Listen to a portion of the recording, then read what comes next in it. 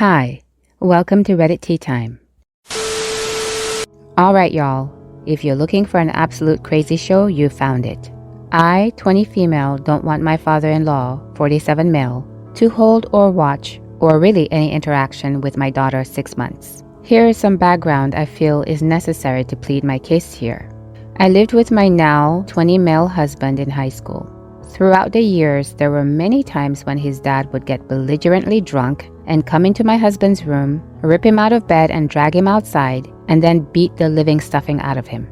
My husband was capable of fighting back and had to resort to breaking his dad's nose at one point. I was witness to this every 2 weeks or so for years. I, of course, did call the police eventually and we were kicked out. We graduated high school together with honors, living in my car. My husband now has an amazing job. We live in a beautiful home and have a baby girl who lights up our life. However, once we moved a state away, his dad started reaching out and they started talking weekly. My mother-in-law would call every day, super late at night. They never mentioned anything that had happened. When I found out I was pregnant, I decided, with little objection from my husband, that we wouldn't tell them until later in the pregnancy because I didn't want the stress. So we told them at around 25 weeks and my mother-in-law became obsessed with me. She was like a whole other person. Once I gave birth, she stopped talking to me completely and would just request pictures from my husband of our daughter daily. Now here's the issue. We're taking a trip to visit a friend in our hometown for a wedding and we'll be staying at their house half the time. So about a week. The other day, my husband was having a conversation with his father on speaker and it was obvious he had been drinking. I'm listening quietly when he suddenly starts talking about how he can't wait to do skin to skin with my daughter and put her between his breasts. He continued on to say how nice baby skin was, how he wants to feel how soft her bottom is, that he loves baby girl skin, and how he has to be alone to babysit her while we visit. I was horrified and speechless, and when I looked at my husband, I could tell he felt the same. He kept saying things like that, and we told him we had to go. I was so shocked and confused I didn't know what to say, and I didn't address it in that moment, and I feel terrible for not saying something to him. He also has 2 adult daughters who don't talk to him, and a 13-year-old daughter still at home. My husband has since dismissed it as him being drunk, and we're still going on this trip. My father-in-law freaks me out. He's like a dark, heavy smoke cloud on a nice day in the forest, y'all. My gut is screaming at me to not let him even hold my little girl. Maybe I'm a young first-time mother overreacting, but it's a big fight between my husband and I over this. He wants her to have a relationship with him and spend time with her. He's not okay with him being alone with her, but still wants them to interact. I told him it's not happening. Am I the bonehead? Edit. I want to start off by saying thank you so much everyone for making me feel so validated and heard. I feel really understood and have never had this much support. Some of you suggested that we absolutely do not stay with my in-laws.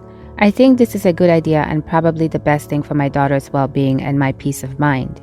While we still will most likely visit them daily, my daughter will never be alone with him. The issue still remains with my husband to not let him hold her, but I don't think he's going to budge on that. We leave for this trip in a few weeks and I'll keep you guys posted on how it pans out. My in-laws have called recently and expressed how excited they are, so I know they'll cause a scene when I tell them they can't do certain things with her. Anyway, I'm just rambling at this point. I'll update in a few weeks while I'm there and get some advice then. LOL. Hopefully my husband doesn't find this, haha.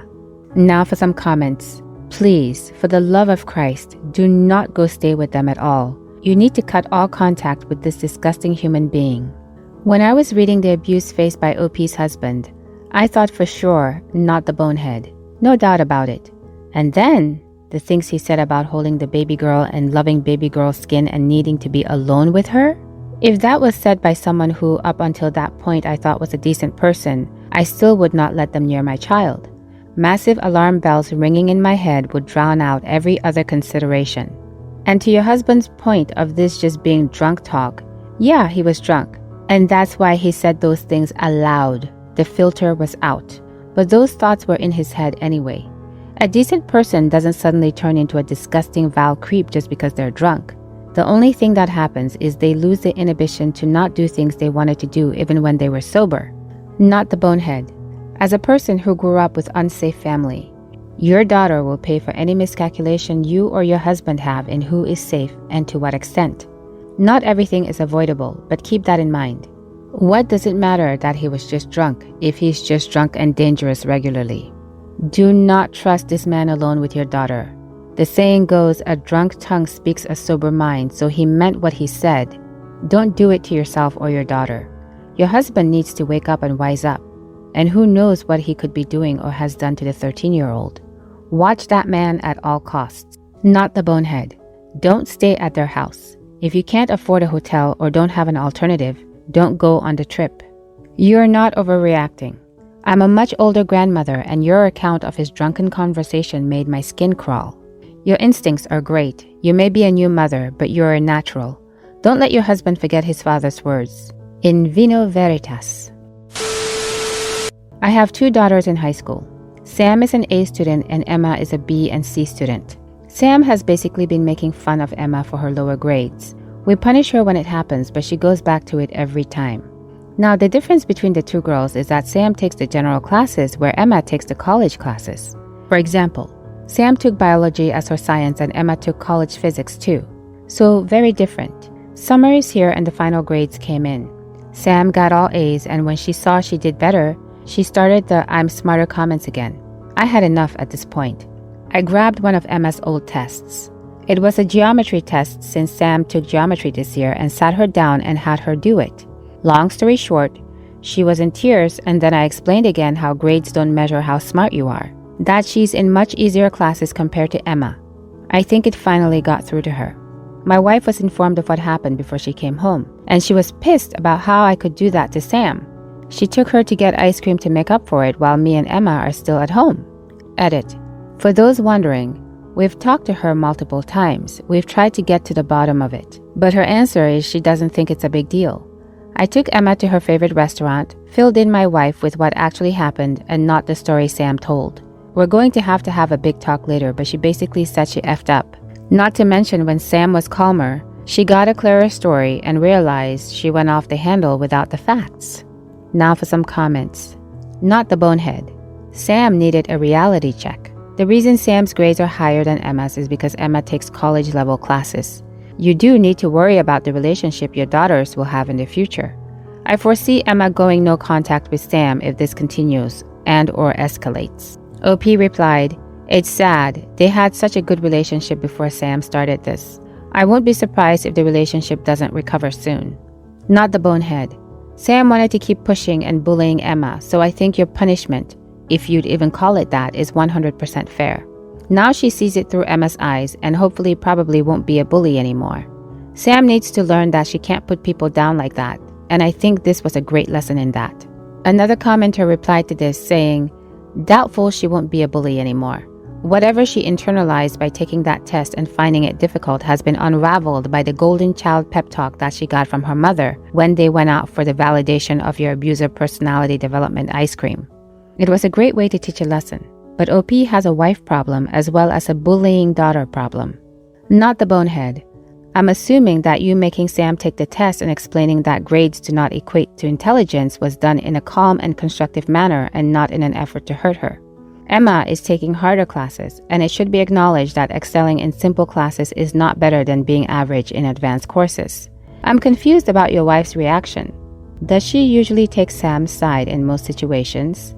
OP replied, "My wife sees Sam as the baby, and she got the story from Sam since she called her. So I'm sure Sam made it sound a million times worse.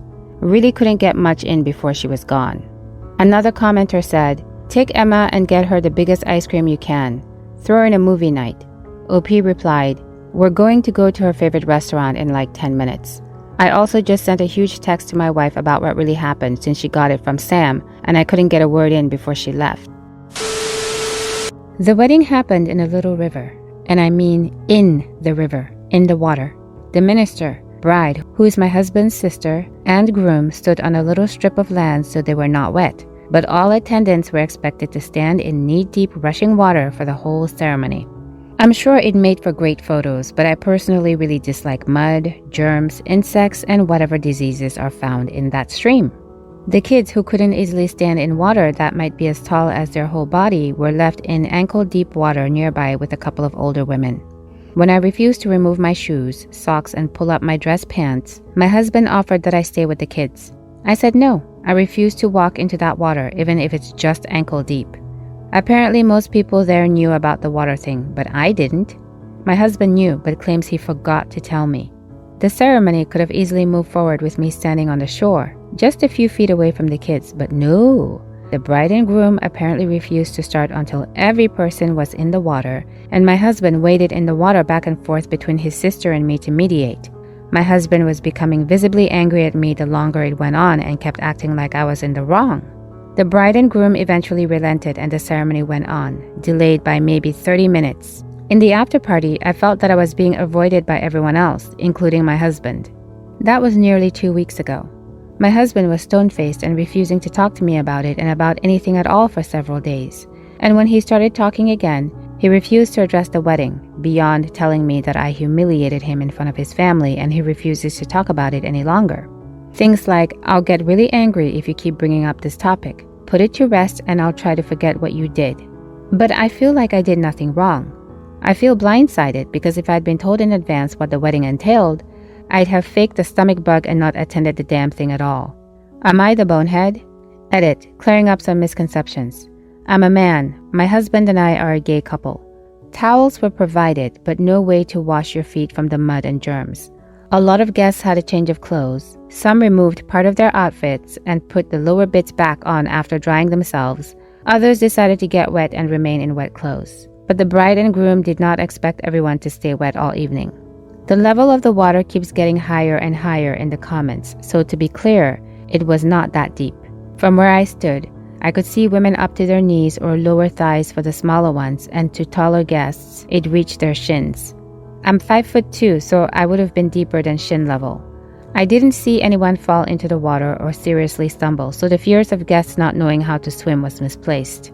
My husband knew about this requirement in advance as he coordinated with his sister, and he claims it was by mistake that I was not made aware until the day of.